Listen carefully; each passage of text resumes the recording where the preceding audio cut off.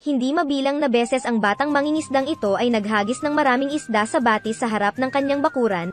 Dahil kapag naninirahan sa kalikasan sa mahabang panahon, dapat kang makahanap ng isang matatag na mapagkukunan ng pagkain.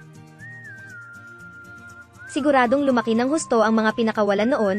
Kung mayroon kang oras, maaari kang mangisda ng sabay-sabay. Ang aso ay nakahiga sa balkonahe na nagpainit sa araw. Nagpa siya ang bata na gumawa ng sarili niyang pain, magdagdag ng tirang kanin sa pagkain, haluing mabuti at igulong, pagkatapos ay balutin sa dahon ng saging. Kapag lumabas ang bata, responsibilidad ng aso ang pag-aalaga sa bahay. Naniniwala ka ba, ang binatang ito ay namuhay na mag-isa sa ilalim ng kanyan sa loob ng 300 araw?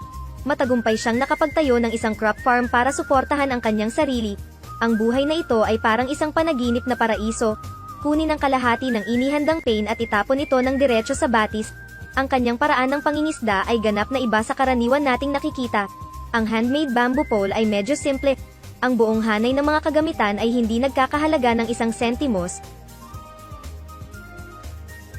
Ngunit ang epekto ay talagang kahanga-hanga. Sa loob lamang ng 30 segundo, matagumpay na nahuli ng bata ang isang malaking crucian carp. Inilagay ng bata ang isda sa kanyang basket na kawayan. Inilagay ng matalinong bata ang basket ng kawayan sa ilalim ng agos ng tubig upang ang tubig ay patuloy na umaagos sa basket. Isang mabigat na bato ang inilagay sa basket.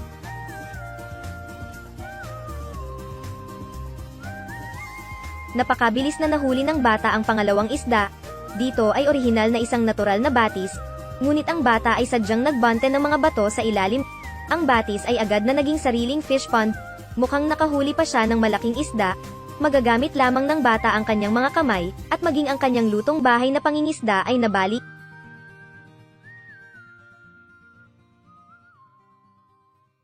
Ito ay talagang mas malaki kaysa sa naunang dalawa. Nakita ko ang isang binata na nagputol ng mahabang puno sa malapit na burol. Ayusin ang kamakailang sirang bamboo fishing pole. Ang kanyang mahusay na kasanayan ay muling nagpakita ng kanyang malakas na kakayahan upang mabuhay sa ligaw.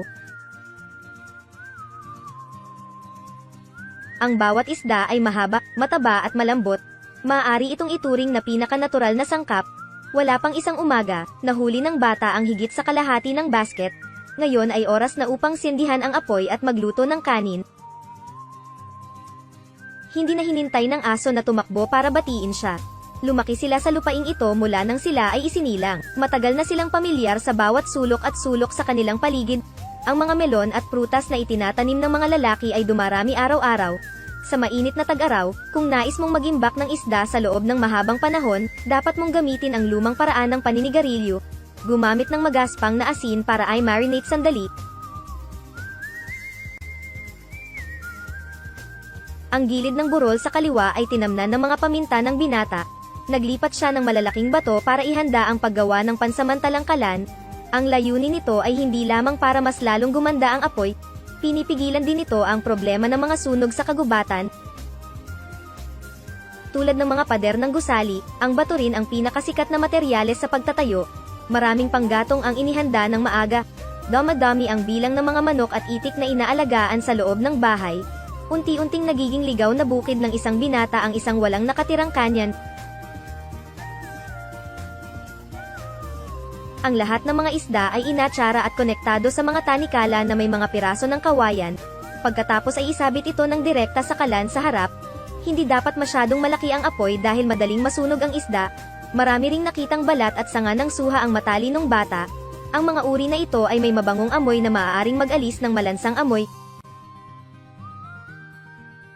Ang random na pagpili ng 2 mapait na melon sa bakuran ay ang pinakamalusog na berdeng pagkain.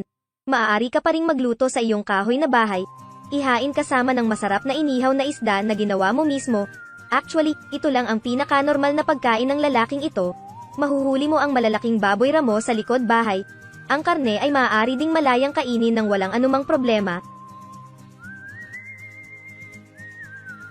Kahit na ang mga aso ay nakakakain ng mga buto araw-araw, ang dilaw na kulay ng inasnan na isda ay tunay na masarap. Upang maiwasan ang pagnanakaw ng mountain mouse, isinabit ng lalaki ang isda sa mismong kusina. Sa hapon, maaari ka ring mamites ng prutas sa bakuran upang kainin. Kung gusto mong makakita ng higit pang mga video tungkol sa lalaking nakatira sa ligaw, tandaan na sundan kami. I-update namin ang pinakabagong balita anumang oras.